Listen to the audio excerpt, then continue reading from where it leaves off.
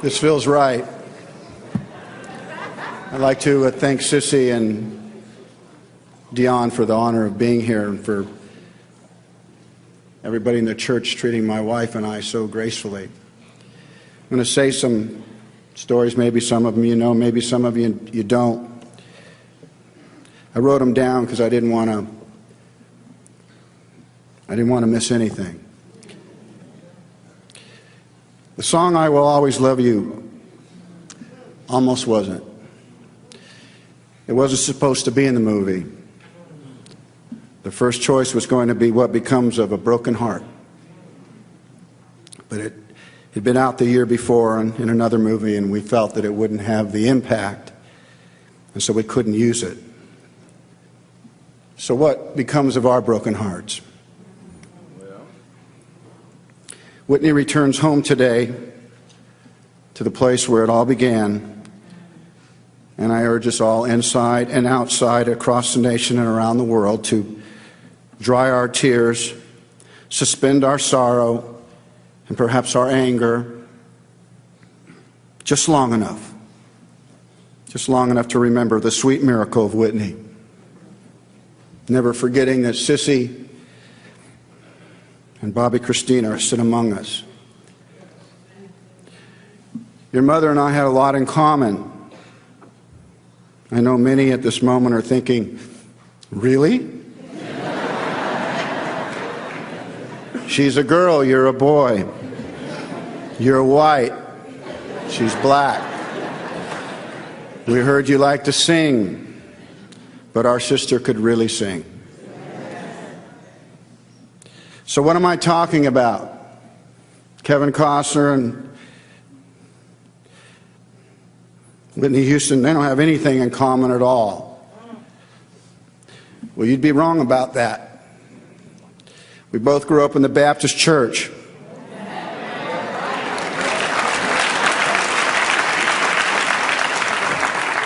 It wasn't as big as this. My grandmother played the piano, and she led the choir.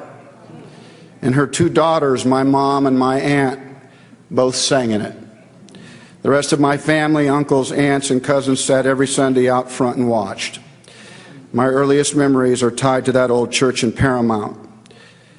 I remember seeing a gold shovel go into the ground, people praying about it and thinking, wow, something big was going to go here.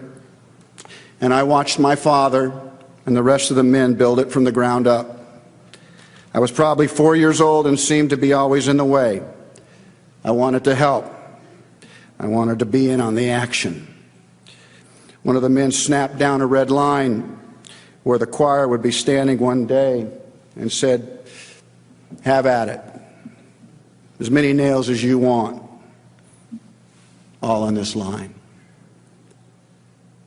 I always took great comfort in watching my mom and aunt sing, knowing that they would never fall through that floor where I had worked.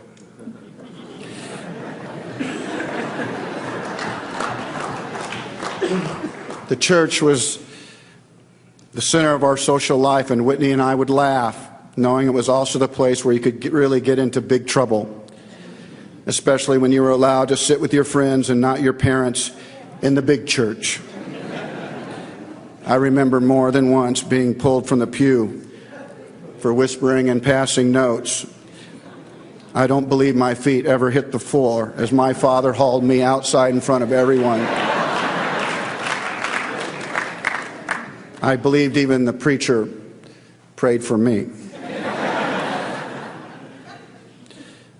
Whitney's favorite story of mine was me sneaking into the church kitchen after communion. I liked the little glasses of grape juice that were left over. I liked how they felt in my hand. I couldn't have been over 6 at the time, but I would lean against the table and one by one I would knock them back. Having some imaginary conversation with someone. My father was the one who found me again and asked what I was doing. I told him I was a cowboy and that I was drinking whiskey. I don't think my feet touched the floor that day either. It was easy for us to laugh. The church was what we knew. It was our private bond. I can see her in my own mind running around here as a skinny little girl, knowing everyone's business, knowing every inch of this place. I can also see her in trouble, too. Trying to use that beautiful smile, trying to talk her way out of it, and Sissy not having any of it. Mostly the days at church were good ones for us, and we both remembered how our parents tried to explain God and the plan He had for our lives. And we agreed that there was this feeling, this promise that if somehow we listened carefully, God's voice would somehow come to us. I told Whitney that I always worried God was going to ask me to be a preacher. I wasn't sure how much fun ours had. Whitney told me she wasn't worried at all, and she wasn't waiting for no whisper. She told God that she was going to be like Aretha, like her famous cousin Dion, like her beautiful mother Sissy. There can be little doubt in this room that she has joined their ranks. And as the debate heats up this century, and it surely will, about the greatest singer of the last century, as the lists are drawn, it will have little meaning to me if her name is not on it.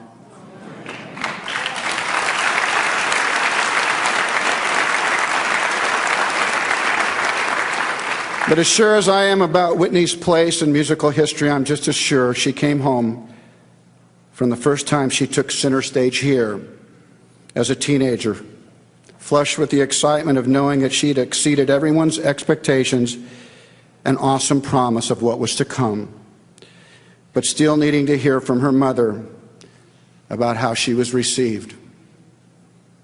Was she good enough? Could I have done better? Did they really like me? Or were they just being polite because they were scared of you, Sissy? These are the private questions that Whitney would always have, that would always follow her. At the height of her fame as a singer, I asked her to be my co-star in a movie called The Bodyguard.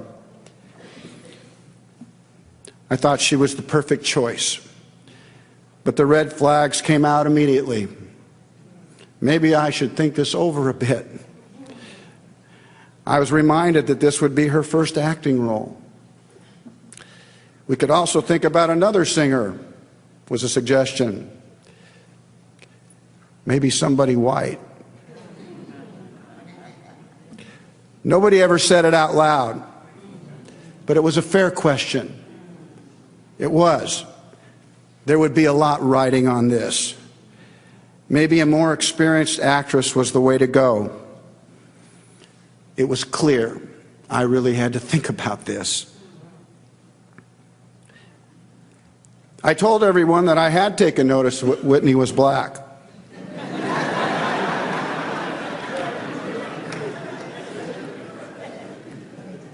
The only problem was I thought she was perfect for what we were trying to do. There was a bit of a relief in the room when we found out that Whitney was going to be on tour and she wouldn't be available for our movie. The anxiety came right back when I said we should postpone and wait a year.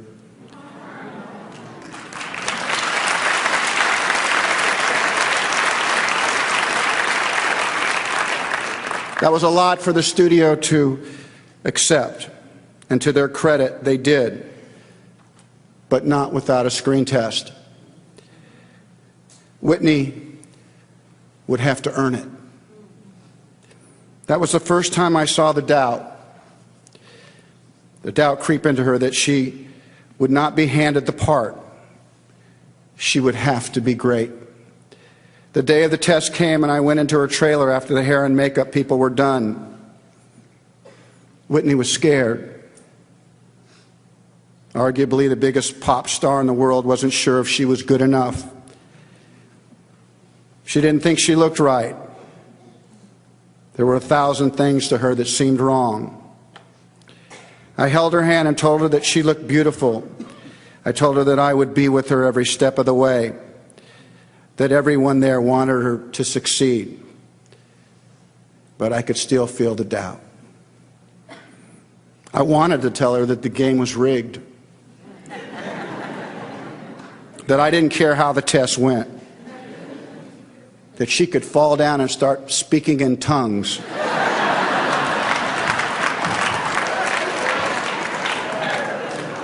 That somehow I would find a way to explain it as an extraordinary acting choice. And we could expect more to follow. And gee, weren't we lucky to have her.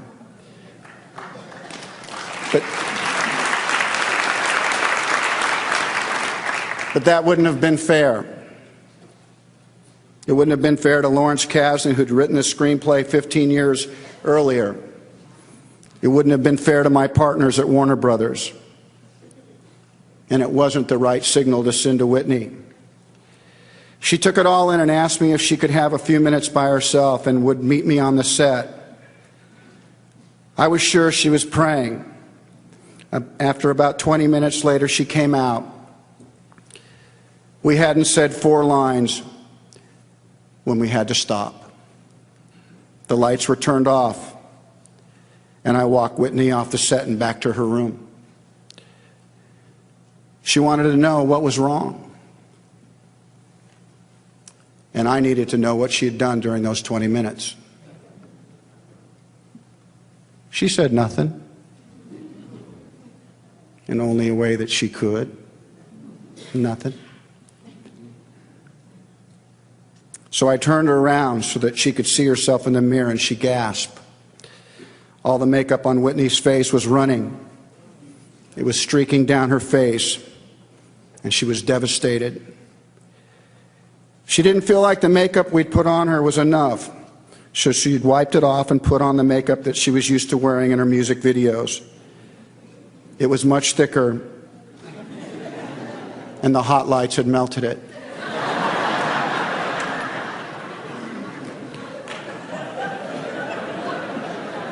She asked if anyone had saw. I said I didn't think so. It happened so quick.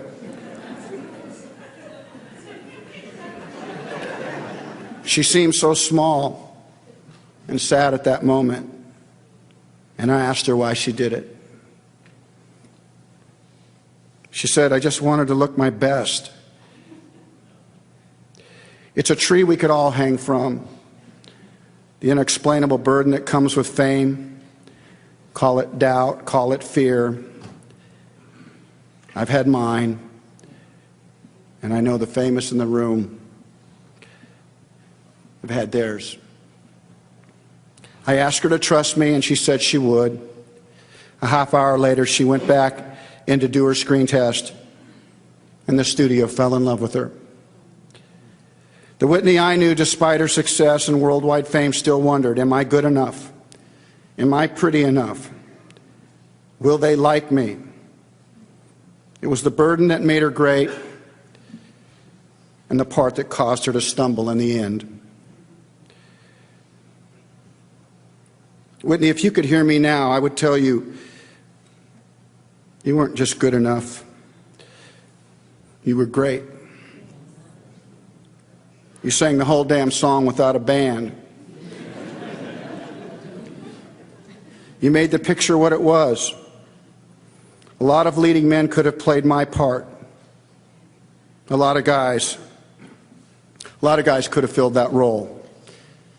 But you, Whitney, I truly believe that you were the only one that could have played Rachel Marin at that time.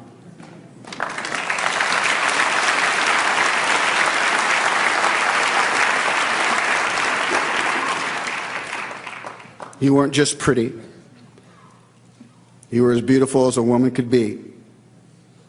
And people didn't just like you, Whitney. They loved you. I was your pretend bodyguard once, not so long ago. And now you're gone. Too soon, leaving us with memories of a little girl who stepped bravely in front of this church in front of the ones that loved you first, in front of the ones that loved you best and loved you the longest. Then boldly you stepped into the white-hot light of the world stage. And what you did is the rarest of achievements. You set the bar so high that professional singers, your own colleagues, they don't want to sing that little country song. What would be the point? Now the only one who sing your songs are young girls like you, who are dreaming of being you someday. And so to you, Bobby, Christina, and to all those young girls who are dreaming that dream, but maybe thinking they aren't good enough, I think Whitney would tell you, guard your bodies and guard the precious miracle of your own life. And then sing your hearts out, knowing that there's a lady in heaven who is making God himself wonder how he created something so perfect. So off you go, Whitney. Off you go.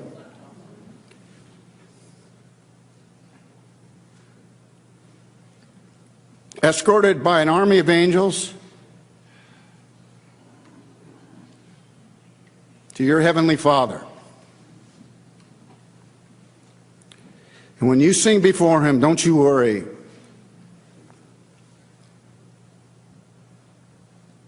You'll be good enough.